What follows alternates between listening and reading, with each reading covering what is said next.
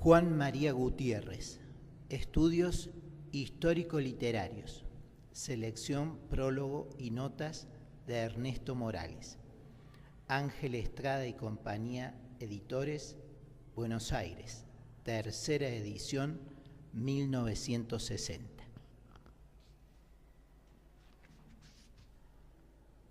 Este ensayo, que apareció en 1871 en el número 8 de la revista del Río de la Plata, que dirigían Andrés Lamas, Vicente Fidel López y Juan María Gutiérrez, nos da la pauta de la obra de este como investigador histórico. Don Juan María cree en el grito libertador de Mayo. Lo ve como un jalón separando dos mundos, y por ello no desune al ciudadano que escribía del artista que en él palpitaba. Conceptúa que entre uno y otro debe existir una santa conspiración del poeta y del ciudadano. Esto proclama que su fe en el arte es ética y estética a la par. También es importante este estudio sobre la literatura de Mayo porque podemos apreciar los quilates de su gauchismo. En él hallamos bellas páginas sobre arte popular y el primer comentario sobre los cielitos, una faz tan genuina e importante de nuestro folclore. Los cielitos, el cielito a la avenida de la Expedición Española del Río de la Plata, o el cielito patriótico que compuso un gaucho para cantar la acción de Maipú, que son las piezas de poesía patriótica más poética con que cuenta nuestro Parnaso. Hallan en don Juan María, escritor culto por excelencia, un efusivo eco que prolonga su admiración hasta los críticos de nuestros días. La literatura de Mayo se incluyó en el volumen Críticas y Narraciones de la colección de grandes escritores argentinos que dirigía Alberto Palcos. Lleva un prólogo de Juan Terán, editorial El Ateneo, Buenos Aires, 1928. Es de notarse la fe que existía por aquellos días en la influencia del verso sobre la opinión pública. No hablamos de la poesía dramática, de la cual se apoderó la sociedad del buen gusto, para servirse de ella como de instrumento para efectuar una reforma moral e intelectual en el país. Así como existían logias y clubs en los cuales se ventilaban los intereses de carácter político, había también asociaciones de poetas patriotas en las cuales se avivaba y mantenía el fuego de la revolución, dando culto exaltado y asiduo a la musa lírica. Las más notables de estas tertulias, en que se confundían en un solo propósito el amor a las letras y el amor a la patria, era la que se reunía en la sala de recibo de la señora doña Joaquina Izquierdo, joven matrona de cuyo civismo y talentos apenas hemos podido entrever algunos vislumbres pálidos, a través de la oscuridad de la tradición culpablemente indiferente a estos rasgos inapreciables de la historia de nuestros orígenes revolucionarios. Estaba dotada aquella dama de la rara cualidad de leer el verso de una manera especial, dándole la fuerza, el sentimiento y el realce que sus mismos autores no acertaban a darle. Los más distinguidos entre nuestros poetas de aquella generación no solo aspiraban a la amistad de la estimable porteña, sino a escuchar de sus labios sus propias concepciones, especie de crisol en el cual cobraban estos nuevos y preciosos quilates. Si mi verso, le decía don Juan Ramón Rojas, no merece levantarse del polvo, al salir de tu boca va a tener nueva vida. La lira argentina, compilada por un hijo distinguido de Buenos Aires, fue inspiración de esa fe que generalmente se tenía en la influencia saludable de la palabra rimada sobre la sensibilidad y la imaginación de la masa del pueblo. Y tuvo por objeto, como lo dice su editor, redimir del olvido todos los rasgos del arte divino con que nuestros guerreros se animaban en los combates en la gloriosa guerra de la independencia y con que el entusiasmo y el amor a la patria explicaba sus transportes en la marcha que emprendimos hacia la independencia.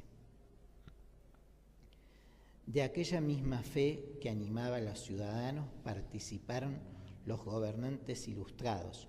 los cuales propendieron oficialmente a llenar los fines que se propuso el meritorio editor de la Lira Argentina. Un decreto gubernativo acordó un premio honroso y liberal como estímulo al cultivo de la poesía patriótica, al inspirado cantor del triunfo definitivo de las armas de la revolución en el Perú y de la toma de Lima, capital de un vasto imperio arrebatado por la República a la dominación monárquica. Otro decreto que se registra en el libro segundo del Registro Oficial de la provincia dispone que se forme una colección impresa con esmero de todas las producciones poéticas dignas de la luz pública compuestas en Buenos Aires desde el año 1810. Los considerandos de aquel decreto que lleva las firmas de Rodríguez y Rivadavia confirman cuanto acabamos de decir y llaman la atención sobre un hecho que, si no ha pasado desapercibido, no se ha apreciado con la exactitud que merece.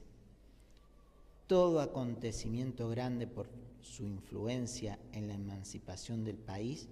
ha dado asunto a muchas producciones poéticas de mérito, y el presentarlas todas reunidas debe no solo contribuir a elevar el espíritu público, sino a demostrar el grado de buen gusto a que ha llegado el país en materias literarias. Así se expresaban las personas encargadas del gobierno a mediados del año 1822. Y en realidad, las crónicas de la lucha de la independencia, las victorias y contrastes al pie de la conquista, en los ásperos desfiladeros del Alto Perú,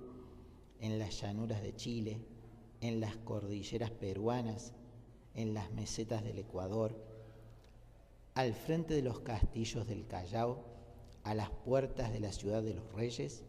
están escritas en verso y comunicados al pueblo argentino por la boca de los versificadores. Y más tarde, cuando seguro el país de su independencia emprende su regeneración por medio de las instituciones políticas que tienden, con más o menos acierto, al mantenimiento del orden y de la libertad, esos mismos poetas encuentran inspiración y medios para dar colores y sentimientos a la expresión de ideas que a primera vista no parecen del dominio de la poesía. Los favores de la emancipación del pensamiento, la tolerancia de las creencias, la hospitalidad al extranjero, los inventos de la civilización aplicados al bienestar de la sociedad fueron otros tantos asuntos para elevar la oda patria a alturas filosóficas desconocidas no solo dentro de los antiguos dominios de la España y en América, sino en aquella misma nación, en su primera época constitucional, cuando sonaban aún los acentos generosos de Cienfuegos, de Meléndez, de Arriaza y del inmortal Quintana. Bastaría traer a la memoria 2 composiciones de aquel último género para confirmar lo que acabamos de decir. La que con el título Al pueblo de Buenos Aires apareció por primera vez en La Abeja Argentina y la publicada en el número 22 del Centinela con este encabezamiento: a Buenos Aires con motivo de los trabajos hidráulicos ordenados por el gobierno, 1822. El autor de esta última no tenía modelos que imitar cuando celebraba a la ciencia, proveyendo a necesidades propias de nuestra naturaleza. Su canto es original y lo sería traducido a cualquier lengua viva de las más civilizadas, como puede verse por los siguientes versos del final de esta composición que hemos de estudiar más por extenso en esta misma revista.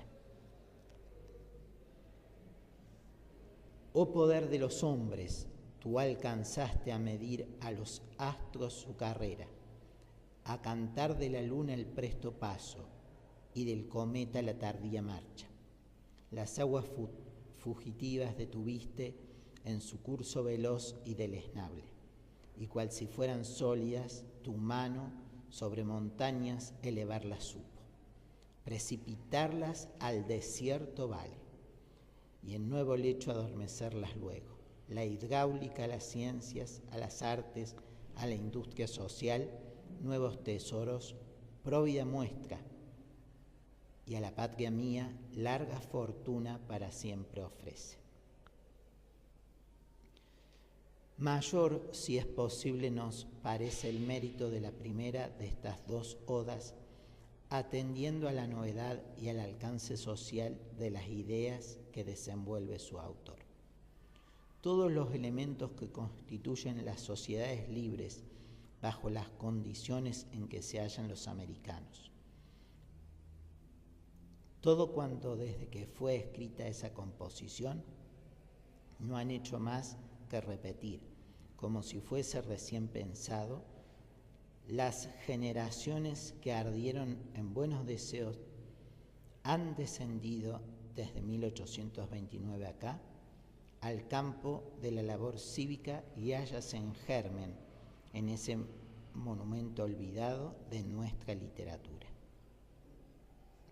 El poeta destella rayos de luz por entre las nieblas condensadas de la colonia y traza con el verso el camino por donde hemos andado hasta el día, realizando, como nos ha sido posible,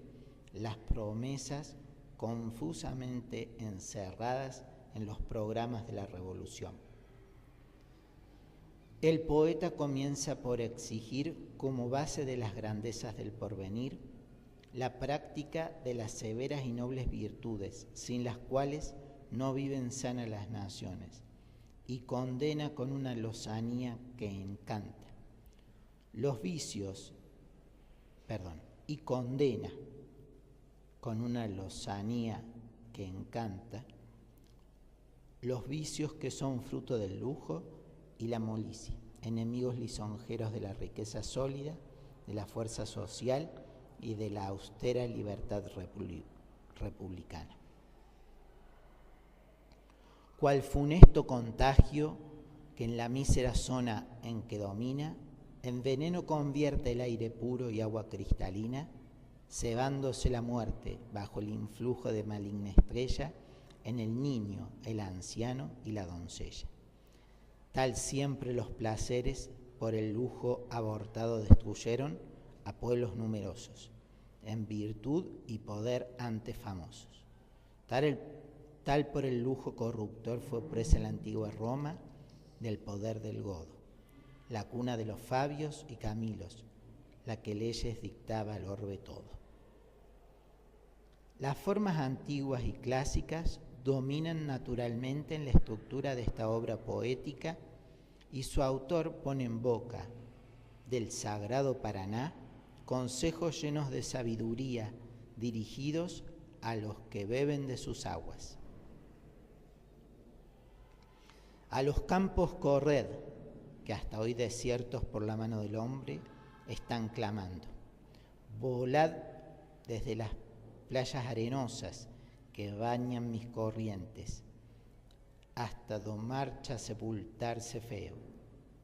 Y ocupad en trabajos inocentes el tiempo fugitivo. Una fértil llanura allí destina el cielo a vuestro bien y sin igual ventura. Veréis allí cuál crece la raza del caballo generoso, que libre pase por inmensos prados. Veréis la oveja que en tributo ofrece al pastor industrioso los vellones, que defienden al hombre de los rigores del invierno helado. En los remotos climas del septentrión resonará la fama de todos vuestros bienes no gozados, y los míseros pueblos que las aguas beben del Volga y del Danubio helados se arrojarán al mar buscando asilo en vuestro patrio suelo, donde benigno el cielo la abundancia vertió con larga mano. Como se ve en estos versos, se respira el aura de la verdadera civilización que busca la riqueza por los senderos del trabajo y prefiere a otra ocupación las faenas agrícolas que se hermanan sin esfuerzo con la libertad. Su autor revela los destinos de la llanura vasta y desierta en donde pueden multiplicarse, mejorándose los animales útiles, y en donde hay espacio para que vivan al amparo de leyes generosas los hombres de todos los climas y contribuyan a fertilizar los campos. ¿Qué veis ahora del espinoso cardo solo llenos?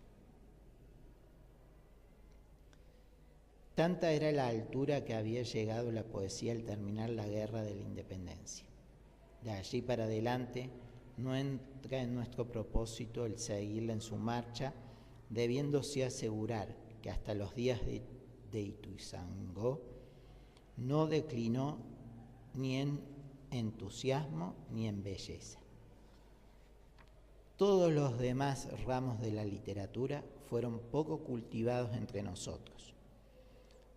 La elocuencia en sus varias manifestaciones, la historia, la poesía dramática quedaron muy atrás de la lírica, especialmente cuando le inspiraba el sentimiento patrio. Así es que ha podido decir con propiedad un distinguido escritor argentino: entre nosotros casi toda la literatura destinada a vivir más allá del día está limitada a la poesía. En ella está nuestra historia, en ella nuestras costumbres, en ella nuestras creencias, ideas y esperanzas. Lo demás que ha producido el genio americano ha pasado como el humo de los combates que han constituido nuestra ocupación y nuestra existencia.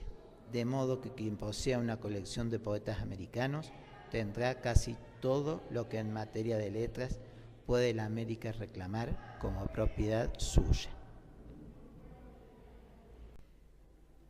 El desarrollo y la perfección de nuestra lira patriótica tienen naturalmente muchas y diversas causas, siendo la primera, y por orden de los tiempos, la claridad y robustez que había cobrado la inteligencia argentina con el estudio de los problemas sociales mal resueltos por la política que gobernaba la colonia. Otra de las causas fue el movimiento revolucionario, que puede considerarse como la llama de la luz de aquellos estudios encendida por un corto número de pensadores en las entrañas del pueblo. Pero aún queda otra razón que tomar en cuenta, y es la grandeza en los conceptos, la perfección en la forma que supo dar el genio al primero de nuestros cantos nacionales. La patria se identificó desde su cuna en la bandera de las fajas azules y en el himno de Mayo, símbolos ambos de la fuerza y de la inteligencia, de cuya alianza depende el poder expansivo de toda evolución histórica en la vida de un pueblo. las estrofas inmortales de nuestra canción patria sedujeron y dominaron la imaginación y las concepciones posteriores a ella, reflejaron, naturalmente, la belleza del prototipo. Todos los sentimientos, todos los valientes propósitos que vagaban indeterminados en la atmósfera conmovida de la revolución, se condensaron en una forma poética en la mente de nuestro Tirteo. Y esta fue la semilla de sublimes acciones y el modelo inspirador de los poetas de la independencia. Efectivamente, antes que apareciese el himno nacional de López, nuestra musa era pobre y tímida. Y para confirmar lo que acabamos de decir acerca de la influencia literaria de aquella composición, vamos a trazar rápidamente la historia de los ensayos del mismo género hechos desde 1810. La primera composición poética que se escribió en Buenos Aires para ser cantada por el pueblo con el objeto de exaltar el espíritu revolucionario apareció en La Gaceta el 15 de noviembre del año 1810 con el título de Marcha Patriótica. El autor ocultó su verdadero nombre bajo la firma de un ciudadano, pero todos sabemos que pertenece a don Esteban Luca, ilustre por sus virtudes cívicas y por el claro talento de que dejó brillantes pruebas en la ciencia y en la literatura. Aquella marcha empieza así: la América toda se conmueve al fin y a sus caros hijos convoca a la lid tremenda que va a destruir a cuantos tiranos la osan oprimir.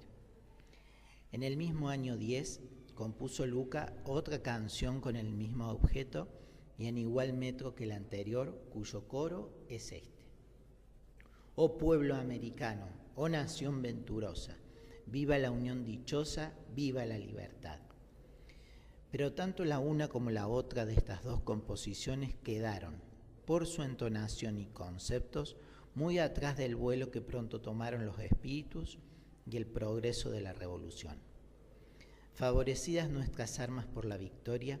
era necesario recordar al pueblo los triunfos alcanzados en ambas márgenes del Plata y en los extremos de la República, confortarle en la esperanza de nuevas glorias y anatematizar al enemigo que resistía al torrente de la opinión argentina. Para lograr estos fines, la Asamblea, que tanto contribuyó con sus sabias y audaces determinaciones a preparar la independencia, apeló al talento y al patriotismo del padre Rodríguez y del doctor don Vicente López, invitándoles a componer un canto popular que alentase a nuestros soldados en la pelea y mantuviese en el pecho de todos los ciudadanos el entusiasmo de la libertad. En la sesión que tuvo aquel cuerpo nacional el día 11 de mayo de 1813, se leyeron ambas producciones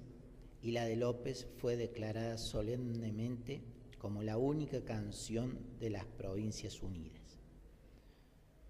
Por desgracia, no se dio a la luz en el redactor el acta de la sesión de aquel día e ignoramos por consiguiente las circunstancias y los votos emitidos en aquel acto en que los representantes del país, comprendiendo la influencia y el poder de la armonía y del estro sobre las multitudes, se constituyen jueces en un certamen poético con el fin de añadir una fuerza más a los empeños de la revolución. La primera edición de la Canción Nacional se hizo el 14 de mayo de 1813 en el papel y formato de la Gaceta Ministerial del Gobierno de Buenos Aires y con tipos de la imprenta de Niños Expósitos bajo el título de Marcha Patriótica. Ignoramos si en las fiestas de aquel año se cantó ya con la música que conocemos, en cuyo caso habría que admirar en el maestro Blas Parera, que la compuso e instrumentó no solo el acierto, sino la prontitud en su desempeño. El pueblo fue de la opinión de la Asamblea con respecto al mérito del canto de López y lo aceptó como aquella, por aclamación de todas las clases sociales. La experiencia mostró después cuánto debió nuestra gloria militar a los acentos del poeta, pues a los 10 años de resonar en nuestro ejército pudo decir don Juan Cruz Varela en estos hermosos versos: sonó la canción patria al escucharla en la ley del soldado, en todo tiempo el pecho denodado presentó al plomo y a la punta fiera, y aquel canto lo hiciera o vencer en la lucha o morir sin dolor, pues que lo escucha. Los antecesores de López habían incurrido en un error, creyendo que el pueblo recién salido del estado colonial no había podido modificarse por el simple hecho de la revolución, apocaron el tono de sus liras para ponerle al alcance de la limitada comparación que les suponían. Pero el autor de la marcha patriótica, en el momento en que levantó su espíritu para contemplar ese mismo pueblo, le halló grande y se agrandó tanto como él para hablarle en el lenguaje de los altos sentimientos y de las imágenes bellas, que es el que mejor entienden las masas. Expansiva como nuestra revolución, la marcha comienza por despertar la atención de la humanidad entera para que escuche los vítores de los libres y el ruido de las cadenas que quebrantan y contempla a la nación victoriosa que aparece coronada de laureles sobre el pedestal de un león vencido. Sus hijos, animados por el genio de la victoria, caminan con espíritu generoso, conmoviendo con el ruido de sus pasos las cenizas de las generaciones que vivieron esclavas. Y la América de 3 siglos, convocada al juicio final de la venganza, acude a México, a Quito, a Cochabamba, a los extremos y al corazón del continente, a batallar en la lid a que provoca el estandarte porfiado y sangriento de los tiranos. El pueblo argentino toma la iniciativa y acude al ruido del trueno de las batallas, y por todas partes, en los muros orientales, en Suipacha, en Tucumán, escribe el padrón de sus triunfos y la humillación de sus opresores. Cada estrofa de este canto es un cuadro, cada imagen es un grupo de granito animado por el soplo del genio, y que solo la palabra, no el cincel, es capaz de tallar. Obras de esta naturaleza repelen la crítica y el análisis. Son como las cumbres de las grandes montañas, objetos de admiración, pero que no pueden medirse ni examinarse por inaccesibles. Pocos años después de haberse exhalado de las entrañas del pueblo de Mayo este destello sublime, nos visitaba un americano del norte que estudiaba oficialmente la marcha de nuestra revolución y los elementos con que contábamos para llevarla a cabo. Este observador asegura que la creación de López se cantaba con el mismo entusiasmo y respeto por todos los ángulos del territorio argentino, tanto en el campamento de Artigas como en las calles de Buenos Aires y en las escuelas primarias. La patria, de que es expresión ese himno, no reconoce edades, opiniones divergentes ni pasiones pasajeras, porque perdona y abraza a todos sus hijos en las dulzuras de su generoso regazo. Por eso es que el pueblo argentino, que ha pasado por todos los estados y situaciones de una revolución tempestuosa de cuyo seno Moreno y Rivadavia fueron expulsados, en donde los colores cándidos y azulados de la bandera nacional fueron enlutecidos con tinta roja como la sangre, solo 2 monumentos de gloria antigua han permanecido al abrigo de todo insulto y son saludados con grato respeto, cada vez que amanece la eterna luz de mayo. Esos dos monumentos son la pirámide de la Plaza de la Victoria, hoy 2018 de mayo, y la canción patriótica, nuestro himno nacional argentino.